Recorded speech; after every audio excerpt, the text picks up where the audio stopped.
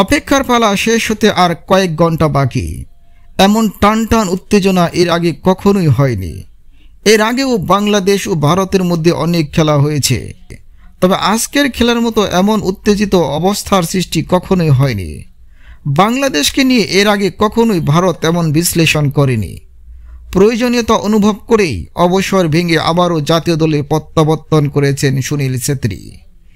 FC Asian কাপের বাছাই পর্বের লড়াইয়ে আজ মাঠে নামছে বাংলাদেশ ও ভারত।